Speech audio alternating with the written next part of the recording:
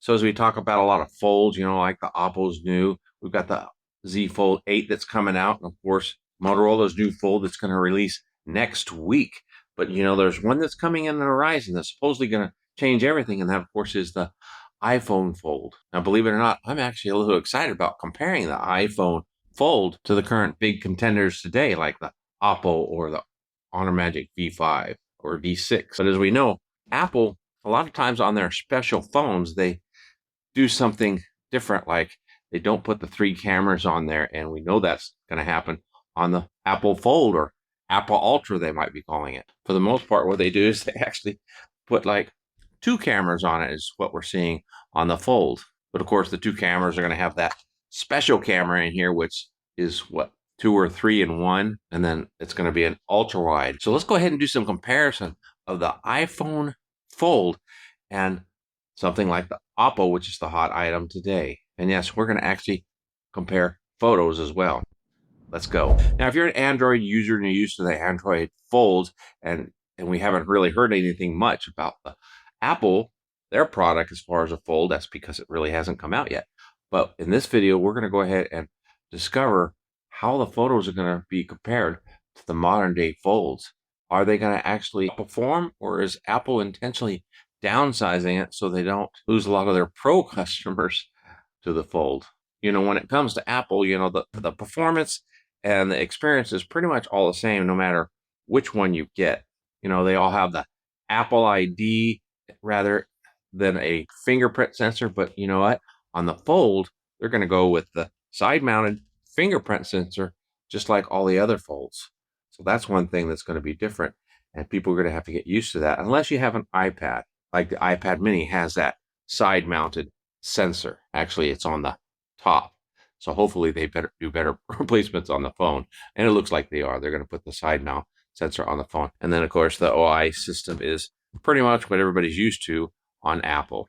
But for me, it's kind of a boring system. It doesn't, not a lot of customization. I know they've made a lot of progress, and a lot of folks are going to tell me they have. They have made a lot of progress. There is quite a bit of customization you can do on the phones these days. Like you can place apps and widgets on the phone, which is really cool, and you can customize it quite a bit, but you don't have the app drawer like you have on Android.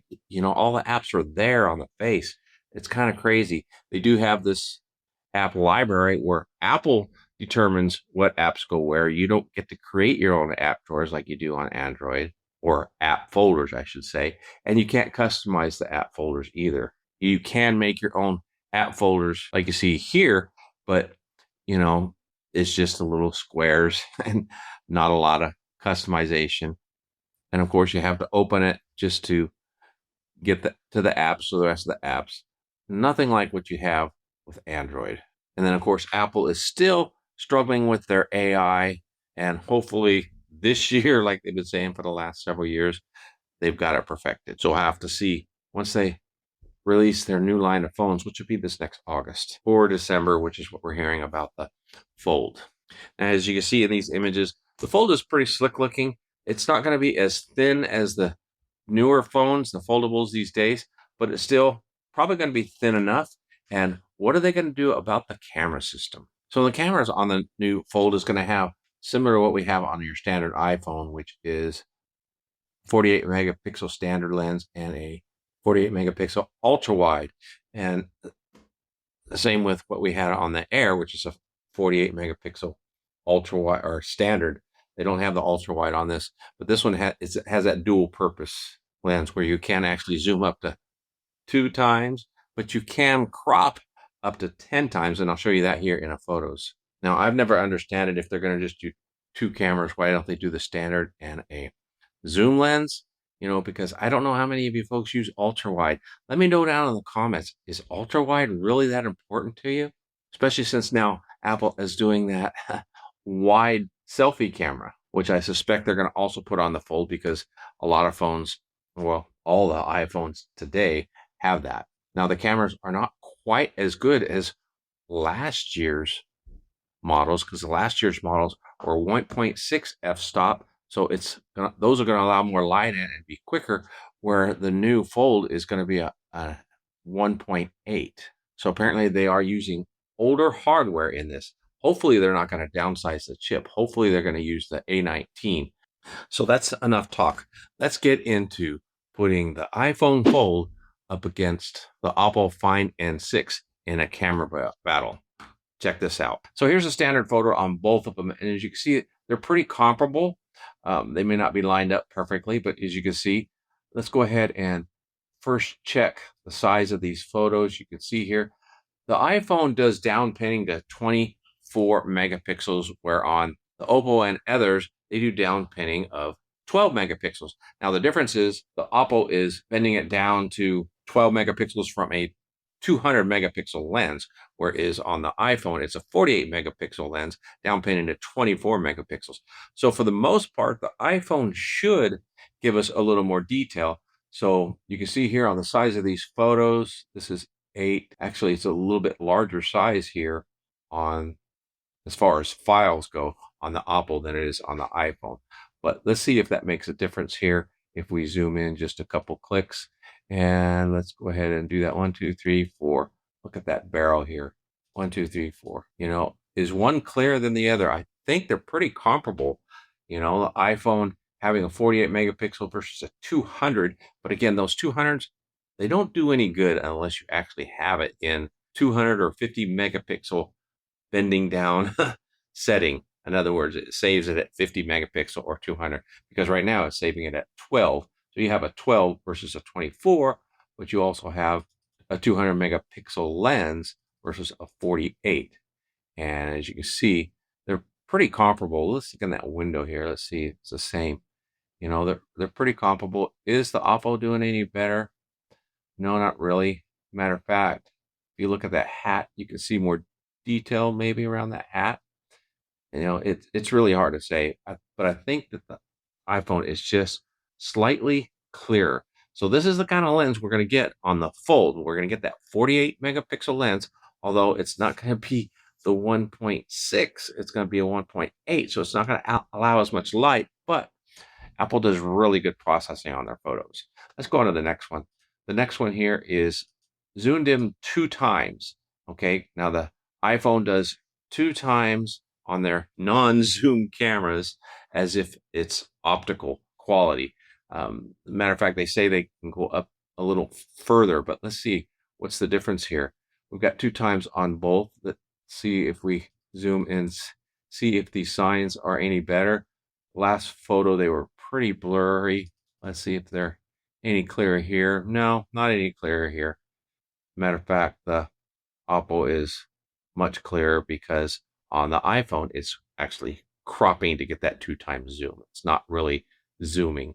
Let's go to the next photo here. This one is a 4 times, and you're able to go 4 times cropping, but you know, you crop in 4 times, as you can see here on the iPhone, and then you snap the picture. So it feels like you're zooming in, but you're actually cropping in to capture that photo. But how does it do here? I think it does pretty well. It did better than the last photo. If you notice, we can actually read the sign a bit better. And over here on the Opal, it's a little bit clearer, of course, because it's using a 50 megapixel zoom lens to do this and capture it. So here's my point. If the iPhone Fold is going to do this, it's not going to capture as well as the current foldables. So they're going to have to do something special. This next photo is a 10 times zoom, because you can, again, 10 times crop on the iPhone. And that's the way it'll be with the Fold. And as you can see, it's can't even compete, can't even come close. You know, now if you have the iPhone 17, and I've got photos of that, and they came out really clear as well. Maybe we'll do that in another video, because it has a 5 times zoom lens. So even if they put a 3 times zoom lens on that foldable, it would do better than this. And then of course on the Oppo, you can go even closer and it looks great. Now here we're going on the other side of the street, now where we're dealing with shadows. So I'm going to see how they look in the shadows. You can see the Oppo looks a little darker than the iPhone. The iPhone's a little bit brighter. Let's go ahead and zoom in a couple clicks and see what we're doing here. And we can see that the imagery is a little bit clearer, it appears, in the iPhone, simply because it did allow a little more light in. I don't know what happened here at the Oppo. It's a little too dark. So we got a better image here on the iPhone. Let's go to another image. So on this next image, I did zoom in on both of them, and I believe this is a 4 times zoom. And again, what do we have here? You know, overall, it looks a lot clearer here on the Oppo for sure. But let's go ahead and zoom in on that signage down there and see if there's a difference. Because iPhone does pretty impressive with their cropping, actually. Having that 24 megapixel down pinning, it doesn't look too bad, but of course, it's nowhere near the quality of a true zoom lens. And then this next photo is actually a true 10 times zoom on the Oppo and 10 times cropping on the iPhone. Even though you think you're zooming, it's a crop. And you can see the difference. It's quite a bit clearer here on the Oppo. Now let's go ahead and move on into night shots. Now this first night shot again is your standard view. And let's just look at the size, 3.9 here, and we've got another 2.5. So it's a little smaller, but it is, like I said, down pinning to 24 megapixels versus 12.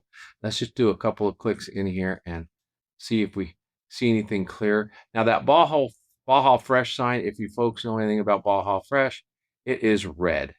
Okay, so we're not really seeing that here, especially on the iPhone. It's turning it orange, and for some reason, it's kind of blown out, I think, here on the Oppo.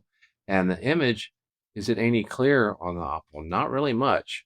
You know, they do a great job with their 24 megapixel bending on the iPhone, so that's not bad. Let's go to the next photo here. This one is a 2x zoom, and now the photos are looking like they should. We've got red here, red here. They look pretty good. Even on the 2x crop here, it's interesting how it changed from the standard lens. You cropped in, and how are things looking? That looks really good, actually, you know. And matter of fact, I like it better on the iPhone than the Oppo right now, simply looking at that signage. And everything seems to be a little clearer on the iPhone, but you don't see as much because this is all black, or this you can actually see the color on it. So I think you're getting more, of course, an image on the Oppo, but the iPhone looks pretty good here cropping. I think that's very usable. Now let's get underneath that canopy on both of them. You can see here how they're handling the darkness. The iPhone's actually made it a little bit brighter, which is kind of nice. And does that give you more detail? Let's go ahead and click in a couple, and we'll see. You can read that Playhouse sign. How about over here? Go in one more. Yep, you can still read it here. And is one better than the other? I think the iPhone is doing remarkably as far as the clarity here with their lens. And let's go on to the next couple of photos here. Now this, of course, is going in 2x on both of them. And how are they doing? Let's go ahead and click in on these and see. Playhouse, that looks pretty good. You know, everything looks pretty good here on the iPhone, even though it's cropping and not really zooming. But what I really like is, look up here. This looks pretty clear up here on this cover. Look over here, it's a little bit more blurry. So I think with their 24 megapixel down pinning, it's doing pretty good. You can even see the rest of the image is kind of blur here. Maybe it's because they're allowing more light in on this photo, whatever, but I think they're doing pretty good here at night. Back off one more. Yeah, it's still clear here on the iPhone. That's cropping in at 2x. Now let's go to 4x on both of them. Now we're cropping in at 4x, and the iPhone's holding up pretty good. I mean, look at this. Let's go ahead and do a couple clicks in here and look at that signage. You know, you can't hardly read that. Let's see if we can read this one. Yeah, you can read the media center there, or the Medford Center. So it is clear here on the Oppo because it's not cropping. It's actually doing a proper zoom, or using its 3x zoom to get to that 4x. Now we go into 10x at night, and how do they compare? The Oppo is definitely much clearer, but the iPhone's doing pretty good. I'm impressed with it, you know, even though it's not, doesn't have a telephoto lens, but they really should put a telephoto lens on this phone if they want it to be premium, if they want to charge the prices. But I think they are downgrading a lot of the hardware, try and keep the price down so they can compete with everyone else on pricing. Now this is a portrait at night, and as you can see, it's pretty comparable. You have a lot more light showing here, less shadow, but of course I think the shadow is more natural here on the Oppo, but I think they're both doing really good. a lot more bokeh going on here. And of course, you can adjust that on both of them. So I think it did pretty good. I don't know what happened to my hair here. It may just be the angle. But anyway, let's go to the next photo. This one is the zooming in, and I believe it's a 3 times actually zoom on the portrait setting. So I think it did really good. They're both really good here. So on portrait, Apple really has it down pretty well. And then look at the last photo here on both of them. This one is just, this is the moon. You can't really see it. It's kind of, everything's flaring out quite a bit more here on the iPhone. Then cropping in on both, you can see the sign's pretty good. It's, yeah, obviously a little clearer here on the Oppo, but they're holding up pretty good. So the iPhone with its non-zoom lens does okay cropping a little bit, of course. And it's interesting that you can crop up to 10 times and get a decent shot. And how many of you actually crop in more than that or zoom in more than 10 times? I rarely do unless there's something I want to get. And 40 times is, or 20 times is actually the max I think I want to crop in to really get a good image. So they are holding their own pretty well with their non-zoom lens. Now let's go ahead and take a quick look at videos. And as you can see here, they're both pretty steady. I'm impressed with how steady Oppo is on their phone. And then you can see here that the clarity is pretty much comparable. I think the iPhone is a little bit more yellow, where the Oppo is a little bit more blue. Which one is more representative of what it really looks like? That, would be a personal preference. I think the iPhone is actually clearer as far as what it looks like here. And as you can see, they're both really steady and they're very clear. So I think it's very competitive. Look at that signage right there. Everything seems to be just a little bit darker on the Oppo, but I think as far as clarity, I think they're both really clear, and I don't have an issue with both of them. They're steady, and when I'm walking, now I don't do this running stuff because I think it's kind of silly. I don't know how many people run when they're recording with their phone, but as you can see, they're both really stable and both very clear. So I think you could be happy with either one of them. And when you turn, it's very smooth. Now in the night video, I went ahead and kept the iPhone 17 in the mix here. So we have the iPhone Air, iPhone 17 Pro, and the Oppo. So let's check this out. Now in this test, I come back and I look later and it looks like the Oppo is really moving and wiggling a lot. Well, come to find out, my mount wasn't very secure there. So unfortunately, it looks like it's got a lot of movement there, but that's not quite so as you saw in the daylight shots. So as I'm going through here, everything looks really good. The iPhones looked a little bit more red on that signage, so they looked a little more accurate. But here, the iPhones were much slower at adjusting to the signage here, just getting that white balance just right. And I wanted to test that again and just make sure that wasn't a glitch, that I was too far away. So I got up close and I redid this. And as you can see, yeah, the Oppo actually adjusted a lot faster than the iPhone. And which one's more accurate? I can't really say. I didn't really pay attention to that. Now, when you look at the signage, the iPhones went orange when it's actually red. Now, as far as clarity, I think they're very clear and very compatible. And you can see the iPhones are just a little bit brighter than the Oppo. And they're all working with, well, you got 48 megapixel lenses on the iPhone and 50 megapixel on the Oppo. So I'm going to go ahead and let it play out here while I'm doing the audio recording. Okay, here we are. It's about 4:30 in the morning. It's the only way I can get out here where it's dark enough and there's not any crowds of people. Anyway, how are they doing at night? We've got the nice scenery around me. How's the sound affected on all of them? We know that they all should be doing really well, especially since Apple claims to be the best one at photography and all that stuff and video. We're gonna test that out really well here this evening or this morning and see which one really stands above the rest, or that is Oppo. And let's go ahead and get back to the studio and really test this out.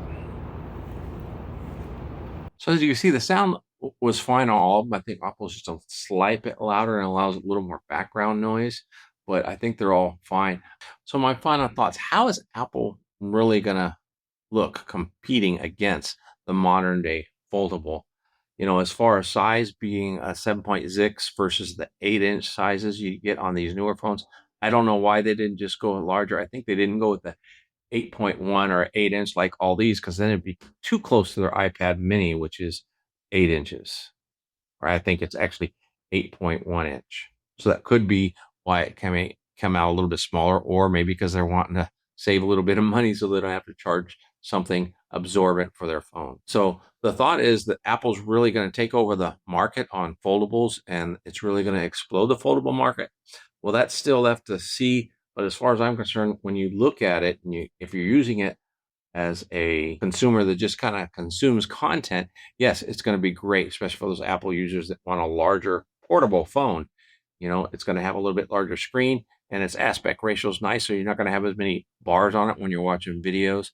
But when it comes to real practical use, if you are a power user for cameras and such, I think it's going to lag behind all the current phones with their higher end megapixel lenses and having that zoom lens. I think that's something that they're really missing out, and I'm not quite sure why they take that zoom lens out. Now the rumor is Apple's going to call it an ultra fold, and I have a problem with that, because why would it be an ultra if it's lacking a lot of the hardware that you get in your Pro phones? Because ultra is a step above pros, don't you think? Let me know down in the comments below if that's not accurate. But it's standard, pro, and then ultra, I thought. And if it's not going to have the better cameras, I'm not quite sure why they would call it an Ultra, which is the same problem I have with Pixel and their Pixel Fold Pro, having the lesser spec cameras in it. Now it's time to hear from you. What do you think? Do you think the iPhone is really going to do really big with their foldable, or Apple? Do you think that this is really going to reshape the foldable market? And are you excited? Are you one of those, or waiting for that Apple Fold? If you want to learn more about that Apple Fold, check out this video here. If you haven't already subscribed to the channel, make sure you do that so you don't miss out on further content. Until next time, have a wonderful day, and God bless.